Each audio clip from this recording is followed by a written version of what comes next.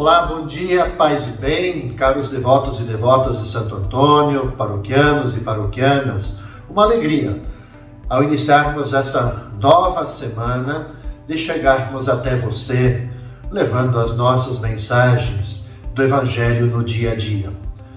Hoje, dia 3 de julho, a gente reflete a partir do Evangelho de João, o capítulo 20, versículos de 24 até 29. A gente sai do Evangelho de Mateus nessa segunda, porque celebramos São Tomé Apóstolo. E o Evangelho nos narra o seguinte: Tomé, chamado Dídimo, que era um dos 12, não estava com eles quando Jesus veio. Os outros discípulos contaram-lhe depois: vimos o Senhor. Mas Tomé disse-lhes: se eu não vir a marca dos pregos em suas mãos, se eu não puser o dedo nas marcas dos pregos e não puser a mão no seu lado, não acreditarei. 8 dias depois, encontravam-se os discípulos novamente reunidos em casa e Tomé estava com eles. Estando fechadas as portas, Jesus entrou, pôs-se no meio deles e disse: a paz esteja convosco. Depois disse a Tomé: põe o teu dedo aqui e olhe as minhas mãos, estende tua mão e coloca-a no meu lado. E não sejas incrédulo, mas fiel. Tomé respondeu: meu Senhor e meu Deus. Jesus disse: acreditaste porque me viste? Bem-aventurados os que creram sem terem visto. Meus caros irmãos e irmãs, o dia que a igreja celebra São Tomé Apóstolo, o convite para nós é de a gente fazer a nossa profissão de fé. Como Tomé, meu Senhor e meu Deus. Tomé, veja, há algo importante na vida de Tomé que é bom a gente dizer. Tomé, sempre quando a gente lê algo, ou a gente vê as manifestações, as atitudes de Tomé, nós vamos ver que ele é uma pessoa organizada, mas ao mesmo tempo calculista. Daqueles que não compram sem ver, ou então a gente diz assim, apalpar o produto. Ele obviamente fez parte do grupo dos 12 apóstolos e foi aprendendo de Jesus a se adaptar às circunstâncias, conforme as necessidades do povo que o cercava. Tomé, ele, como o Evangelho mostra para a gente, ele tem essa fama de incrédulo. Talvez por sua forte tendência calculista, verificar a realidade. Entretanto, é ele quem, diante da evidência do Cristo ressuscitado, ele expressa uma das grandes, se não maiores profissões de fé, que continua ecoando até hoje nos lábios, nos corações dos que acreditam. Tomé ele foi capaz de dizer: meu Senhor e meu Deus, e abre a ocasião para que Jesus possa esclarecer como se dá o exercício da fé. Isto é, de como que a gente tem que acreditar sem ver. Jesus conclui dizendo: felizes os que não viram, mas acreditaram. Esses somos nós. Não se conhecem as circunstâncias da vida de Tomé depois do fato de Pentecostes. Reza-se, acredita-se que ele tenha sido missionário na Índia, onde que lá ele teria sofrido então martírio. De qualquer forma, o que a gente pode dizer ainda de São Tomé? Que a incredulidade de Tomé, ela foi mais útil à nossa fé do que a fé dos discípulos crentes. Porque, aproveitando o episódio, Jesus ele abre diante de nós uma pista nova para nós chegarmos a fazermos essa experiência libertadora da fé em Jesus ressuscitado. Na aparição seguinte aos seus discípulos, Jesus ele convida Tomé a fazer um percurso de busca que os seus colegas, na sua primeira aparição, já tinham feito. Tomé, disponível e também dócil à ordem de Jesus, ele chega a um ato de fé claro e convicto: meu Senhor e meu Deus. Então a bem-aventurança que Jesus vai proclamar em seguida, dirige-se a cada um de nós. Quer dizer, a bem-aventurança, bem-aventurados os que creram sem terem visto.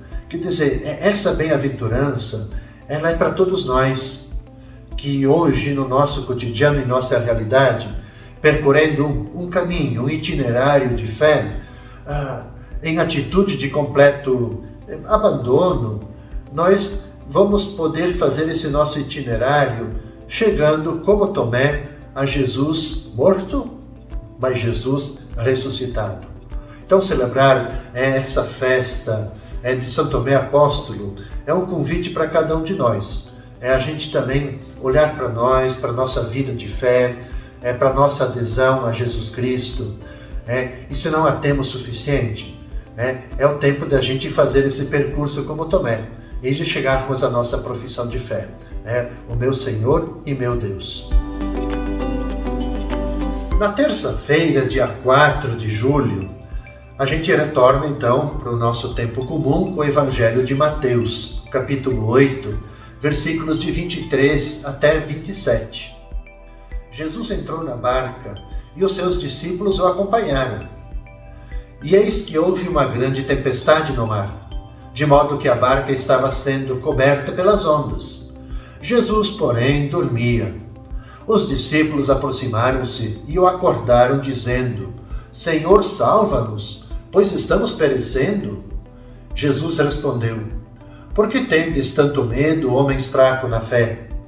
E então, levantando-se, ameaçou os ventos e o mar, e fez uma grande calmaria. Os homens ficaram admirados e diziam: Quem é este homem, que até os ventos e o mar lhe obedecem? Esse evangelho, novamente, um evangelho curto, poucos versículos, mas contém uma densidade. Tem nesse episódio um contraste que chama atenção. Por um lado, a gente tem a barca, que é uma simbologia para mostrar a figura da igreja. Ela é tomada por violenta tempestade, a ponto de quase afundar, como diz o evangelho. Por outro lado, o que a gente tem? Jesus que dorme tranquilamente. Seria o sono de Jesus fruto de cansaço ou então oportunidade para ele se revelar aos discípulos como o Messias, o Filho de Deus? Uma travessia em águas agitadas serviu para Jesus manifestar o seu poder sobre as forças da natureza e revelar sua real identidade. Aqui parece que é muito clara a lição. Nós precisamos fazer de Jesus o nosso companheiro de caminhada, nosso companheiro de missão. Então, cientes de que Ele está conosco, não tem por que a gente temer as adversidades, os contratempos que possam surgir. Se nós recorrermos a Ele com bastante fé, Ele vai fazer como nos mostra o Evangelho. Ele tem força, tem poder para fazer reinar uma grande calmaria, onde antes havia ameaçadora tempestade. Mensagem, creio que, de esperança para a igreja, para a evangelização de todos os tempos e lugares. É bom que se diga que esse evangelho, eu dizia assim, evangelho, poucos versículos com uma densidade grande, porque aqui, obviamente, toda essa linguagem da barca, da tempestade, é uma linguagem figurativa, para mostrar exatamente o quê? Que as primeiras comunidades, elas sofreram exatamente muitos contratempos na evangelização, muita tempestade, muita perseguição, muita morte. Ora, quando você sofre tantos contratempos, é normal na nossa vida, a gente faz essa experiência.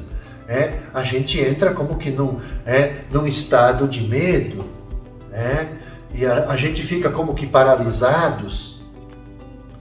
O Evangelho ele nos mostra que quando a gente de fato coloca a nossa confiança, quando nós estamos em missão, a gente coloca confiança em Deus, em Jesus, quer dizer, a gente consegue superar todas as adversidades. Mesmo com os contratempos, com as dificuldades, as coisas vão andando, há calmaria no nosso coração. Essa é a grande linguagem simbólica que o Evangelho quer nos mostrar. Quando se está numa barca e se levanta uma tempestade, eu sempre digo assim, não tem alternativas.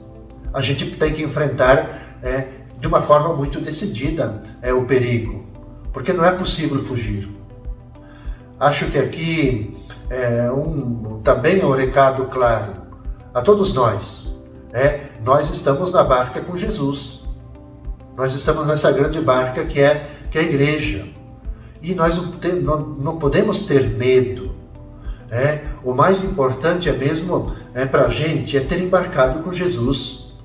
Ainda que o Senhor pareça dormir, eu digo assim, essa aqui é uma linguagem simbólica, mesmo que a gente às vezes não sinta, ou então sinta a ausência de Deus, Ele está aí, Ele não nos abandona.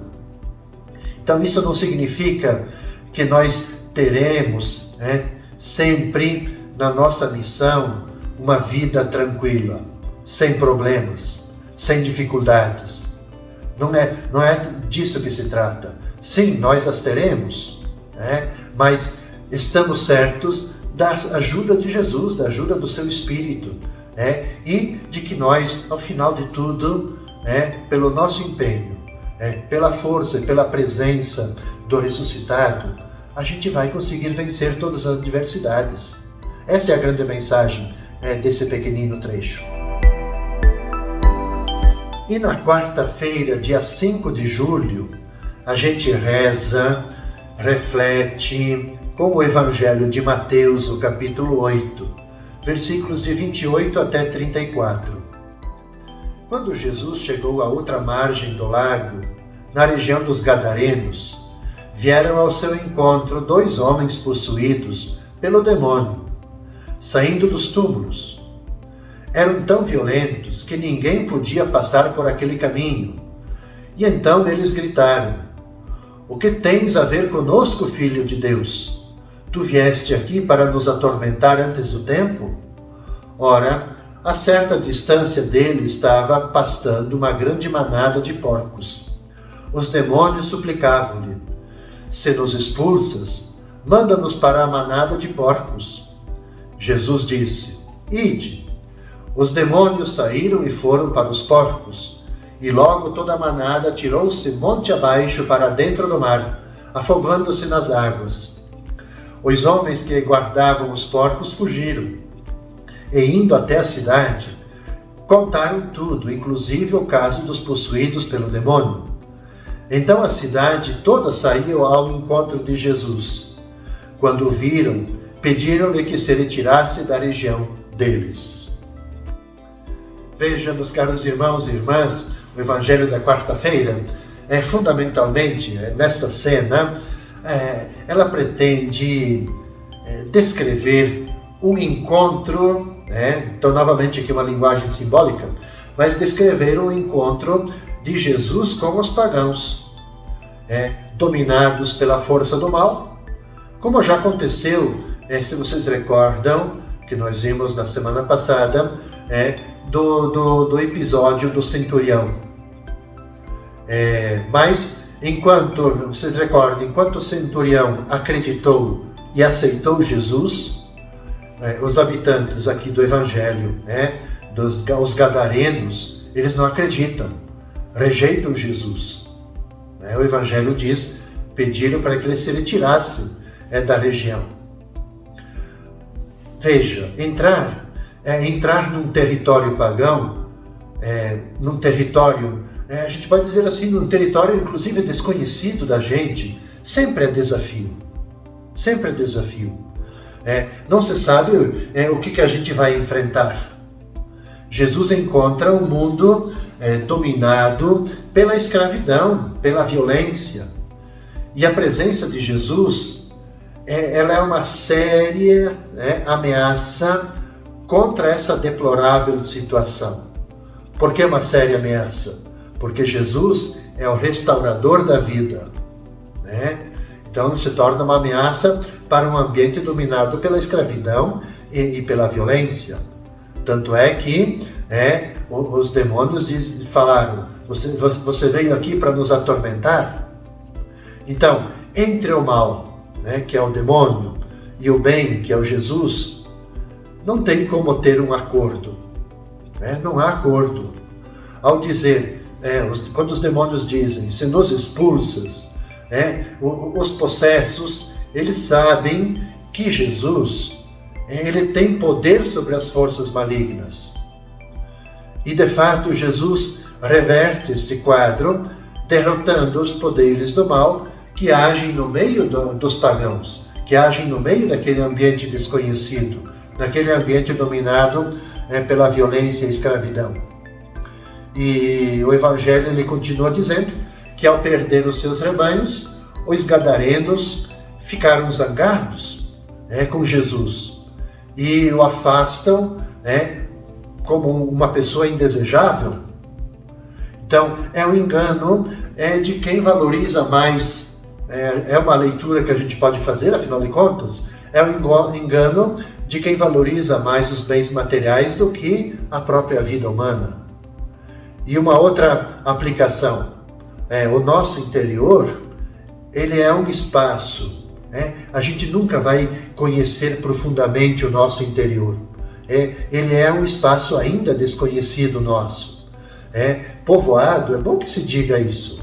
O nosso interior, ele também é povoado de demônios, que a gente precisa fazer como Jesus. Eles precisam ser expulsos do nosso interior para que eles não nos dominem, não nos mantenham escravos, não nos mantenham nesse espírito violento, para que sejamos de fato, como Jesus fez no Evangelho, todos nós sejamos salvos plenamente, restabelecidos a nossa vida digna. Com essa mensagem, a gente conclui, caros irmãos e irmãs, queridos devotos e devotas, as mensagens dessa primeira parte desta 13ª semana do Tempo Comum. Nós vamos nos encontrar na quinta-feira, então, no dia 6 de julho, nesse mesmo horário, levando até vocês, então, as mensagens do Evangelho da quinta, dia 6, da sexta, 7, e do sábado, dia 8. Desejo a cada um de vocês, caros irmãos e irmãs, toda a paz, tudo bem, e que Santo Antônio sempre possa protegê-los, cuidá-los. Até!